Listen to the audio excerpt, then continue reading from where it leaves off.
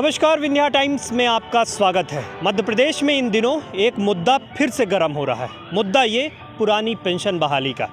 कल मध्य प्रदेश के पूर्व मुख्यमंत्री पीसीसी अध्यक्ष कमलनाथ ने एक ट्वीट किया, जिसके बाद अब चर्चा शुरू हो गई। ट्वीट ये कि मध्य प्रदेश में अगर कांग्रेस की सरकार आती है तो आने वाले समय में पुरानी पेंशन बहाल कर दी जाएगी। उन्होंने ये सियासी घोषणा के बाद अब कई सियासी मायने भी निकलने लगे हैं। यानी सीधे तौर पर भारतीय जनता पार्टी को नुकसान हो सकता है उन शासकीय कर्मचारियों को जो पुरानी पेंशन की बहाली की मांग को लेकर लंबे समय से एक्टिव मोड पे हैं। हमारे साथ तमाम लोग हैं और वो संगठन है जो पुरानी पेंशन बहाली को लेकर लंबे समय से मांग कर रहा है। हमारे साथ पुरानी पेंशन बहाली के प्रदेश अध्यक्ष सत्येंद्र सिंह तिवारी जी हैं, हम उनसे बात करेंगे।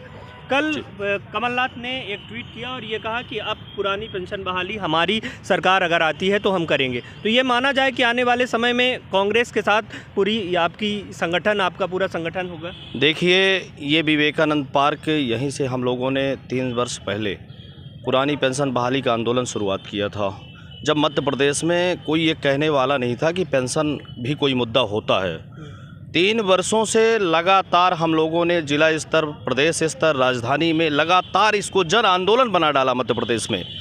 तब जा कर के हमारे मुद्दे को सभी दल, मैं कांग्रेस भर की बात नहीं करता, देश के सभी दल, आप पार्टी, कांग्रेस पार्टी और झारखंड मुक्ति मोर्चा, जितने दल हैं, भारतीय जनता पार्टी को छोड़ करके आज देश में स्वीकार करने को तैयार हो गए हैं कि पुरानी पेंशन कर्मचारियों के लिए अति आवश्यक है। यदि बहाल नहीं करेंगे तो कर्मचारी एक बहुत बड़ा तबका हमारी वोट बैंक से खिसक जाएगा।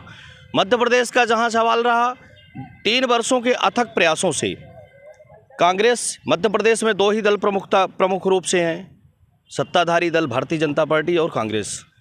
मैं कमलनाथ जी का बहुत बहुत धन्यवाद प्रेषित करता हूँ इस डिबेट के माध्यम से कि आपने आज मध्य प्रदेश में ये बात कह दिया कि पेंशन हम बहाल करेंगे, सत्ता में आएंगे तो पेंशन बहाल करेंगे।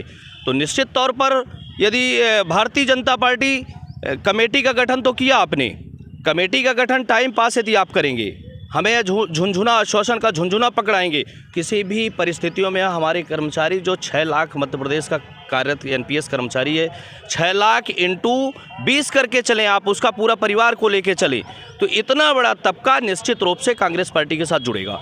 शिवराज सिंह चौहान ने जो समिति गठित की, क्या आप उससे संतुष्ट नहीं हैं? देखिए, हम लोगों ने 3 वर्ष से लगातार मांग कर रहे थे, क्योंकि मध्य प्रदेश में कोई पेंशन बहाली की बात करने को तैयार नहीं था, कोई न दल न कोई नेता।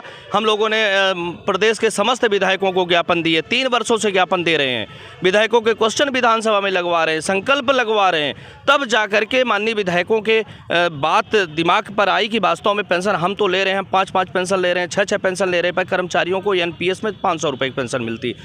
तब जाकर के माननीय मुख्यमंत्री जी ने जब देखा कि एक बहुत बड़ा तबका वोट बैंक निकल रहा हमसे, इसका ज़बरदस्त विरोध मध्य प्रदेश में, तो उन्होंने कमेटी का गठन किया। हम लोगों ने अभी नवंबर में एक पत्र लिखा था माननीय मुख्यमंत्री जी को, मुख्य सचिव जी को और वित्त सचिव जी को भी, कि कमेटी गठन की जाए। हम एनपीएस में विसंगतियाँ बताना चाहते हैं, आप एक कमेटी गठित कर लें, सचिव स्तर के अधिकारी हों, और हमारी आखिर हम क्यों लड़ रहे हैं, क्योंकि हम सेवा करने वाले हैं, हम सरकारी कर्मचारी हैं, हम आपकी योजनाओं को जन जन तक पहुँचाते हैं। हमारा काम आंदोलन करना नहीं है, पर हम बुढ़ापे के लिए इतना त्रस्त हो चुके हैं।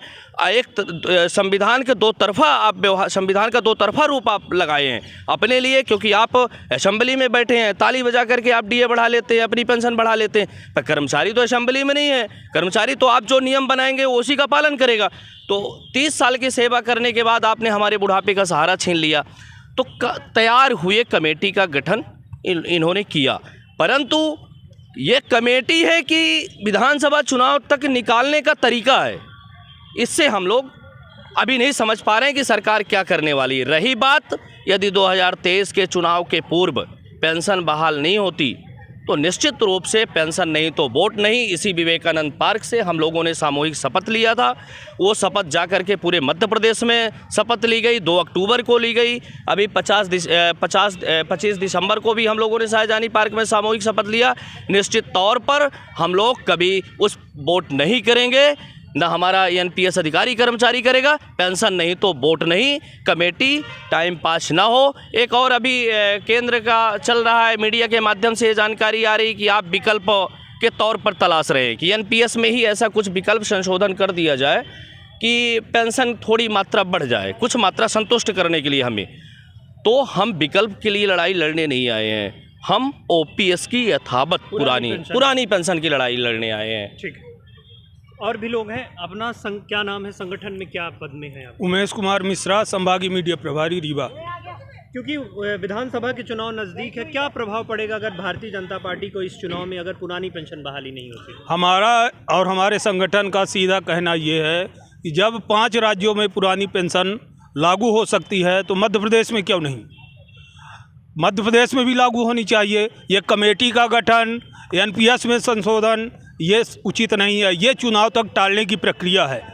हमारा सीधा कहना ये है कि कांग्रेस अगर हमको कहती कि हम देंगे तो हम कांग्रेस के साथ जाएंगे, भाजपा अगर हमारा साथ नहीं देगी तो हम क्यों भाजपा के साथ रहेंगे? सीधा सीधा पेंशन नहीं तो वोट नहीं। ठीक है, क्या कहेंगे? क्या कहेंगे? मैं संतोष कुमार द्विवेदी, संभागीय उपाध्यक्ष रीवा। पुरानी पेंशन को सरकार को बहाल करना चाहिए क्योंकि कर्मचारी इस एनपीएस से बहुत त्रस्त है। हमारे जो कुछ साथी अभी रिटायर हुए हैं उनको देखने पर, सुनने पर इतना अफसोस होता है कि 500-700 रुपये वो पेंशन पा रहे हैं और इसमें उनका कैसे खर्चा चलेगा। यही सोचकर हम लोगों का तो अभी से इस नौकरी से बिल्कुल ऐसा लगता है कि इससे अच्छा तो वृद्धा पेंशन ही ले लिए होते और ये 30-40 साल की हम जो सेवा किए इसको कहीं अन्यत्र लगाते तो हो सकता है कि कुछ हमको पुण्य प्राप्त हो जाता। तो मैं तो मुख्यमंत्री से यही चाहूँगा कि भगवान उनको सद्बुद्धि दे और जिस प्रकार वो अपने और अपने परिवार के और अपने सदस्यों के बीच बारे में सोच रहे हैं उसी प्रकार कर्मचारियों के बारे में भी सोचें तो हो सकता है कि हम उनके साथ रहें। अन्यथा जो हमको हमारी पेंशन में हमारा सहयोग करेगा हम उसके साथ हैं, पेंशन नहीं तो वोट नहीं। इस बार हमारा ये पूर्ण रूपेण ही सिद्धांत बन चुका है। ठीक है, यानी सीधे तौर पे मांग तमाम कर्मचारी ये कर रहे हैं कि अगर आने वाले समय में भारतीय जनता पार्टी अगर पुरानी पेंशन बहाली की घोषणा नहीं करती तो ये उनके लिए नुकसानदेह। हमारे साथ और भी कर्मचारी, हम उनसे बात करेंगे। क्या कहेंगे, क्योंकि चुनाव नज़दीक है और आने वाले समय में एक बड़ा मुद्दा भारतीय जनता पार्टी या कहीं कांग्रेस के लिए भी हो सकता है। क्या कहेंगे, आने वाले समय में किस तरह का संगठन? मैं Akhilesh Sharma, new movement for old pension संघ का प्रांतीय मीडिया प्रभारी हूँ।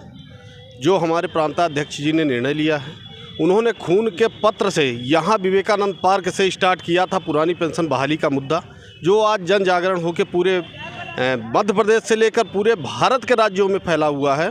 और ये तो निश्चित है कि अगर हमारा संगठन भी निर्णय लिया, हम भी जान रहे हैं कि आप अपनी पेंशन लोगे, हमें भी पेंशन आपको देना पड़ेगा। पेंशन नहीं दोगे तो वोट नहीं देंगे और ये सबको बताएंगे कि आप 3-3 पेंशन लेते हो, मान लीजिए। ठीक है, और क्या कहेंगे? क्या नाम है आपका? मेरा नाम राजकर्ण कोल है। हम क्या संगठन में क्या पद में है? हम किसी पद में नहीं, एनपीएस धारी हैं। अच्छा, तो वोट नहीं, पेंशन तो वोट नहीं। वो मतलब पेंशन चाहिए? जी जी। तो तमाम कर्मचारियों का ये कहना है कि इस बार अगर पार्टी, कोई भी पार्टी हो, अगर पुरानी पेंशन बहाली की बात नहीं करती है, पुरानी पेंशन बहाली की घोषणा नहीं करती है तो वोट नहीं दिया जाएगा। यानी सीधे तौर पर पेंशन नहीं तो वोट नहीं। तमाम कर्मचारियों को हम एक सवाल ये करना चाहेंगे, क्योंकि आने वाले समय में एक लंबा मूवमेंट की बात होती है। भोपाल में भी एक बड़ा कार्यक्रम हुआ, तो अगर पेंशन बहाली की घोषणा नहीं होती है तो क्या आगे की तैयारी? देखिए, 3 वर्षों से हम लोग संघर्ष कर रहे हैं, सड़कों पर उतर गए हैं। हम लोगों ने 2 बार भोपाल में आंदोलन किया। अभी 25 दिसंबर को भी शाहजहानी पार्क में हम लोगों ने आंदोलन किया। हमारे कार्यक्रम में पीसी शर्मा जी कांग्रेस के पूर्व के मंत्री और विधायक, वर्तमान विधायक भी कार्यक्रम में पहुंचे। उन्होंने भी आश्वासन किया था, पार्टी का अपना एजेंडा रखा था।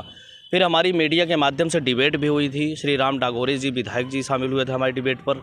उन्होंने ये आश्वासन दिया था कि हमारी सरकार सकारात्मक तौर पर है। ठीक है, हम सकारात्मक पर, देखिए आश्वासनों का वक्त चला गया, क्योंकि चुनाव में यदि आपने बहाल नहीं किया तो फिर 28 तक प्रकरण हमारा चला गया। आप बेवकूफ़ नहीं बनाया जा सकता कि आप कह करके बेवकूफ़ बनाएंगे। हमने 25 दिसंबर को भरा है और अभी 12 तारीख को प्रदेश स्तरीय आह्वान पर हर जिलों में आमरण अनशन होने जा रहा है कि माननीय मुख्यमंत्री जी को सद्बुद्धि प्रदान हो और पेंशन बहाली करें।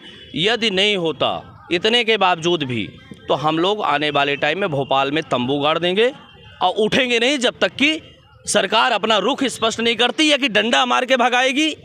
भोपाल से खदेड़ा जाएगा, जब तक तन में ताकत रहेगी तब तक हम भोपाल में झंडा गाड़ने की तैयारी कर रहे हैं। पेंशन नहीं तो वोट नहीं। ठीक है। अब विधायकों को तमाम ज्ञापन दिया जा रहा है कि पुरानी पेंशन बहाली के लिए किस तरह की, कितने विधायकों को आपने और पूरे प्रदेश में किस तरह की तैयारी? हमारे संगठन द्वारा पिछले हर सत्र, विधानसभा सत्र के पहले सभी माननीय विधायकों को पुरानी पेंशन बहाली के लिए ज्ञापन दिया जाता है। अब चूँकि बजट सत्र फिर से शुरू होने वाला है विधानसभा का, तो हमारा ये फिर से शुरू हो गया है। माननीय विधायकों के यहाँ जाते हैं, ज्ञापन देते हैं, उनसे निवेदन करते हैं कि आप लोग पहल करें और मध्य प्रदेश शासन भी हम कर्मचारियों की पुरानी पेंशन बहाल करें। ठीक है। एक और इनका थोड़ा सा क्या कहेंगे? अब इस बार ऐसा है कि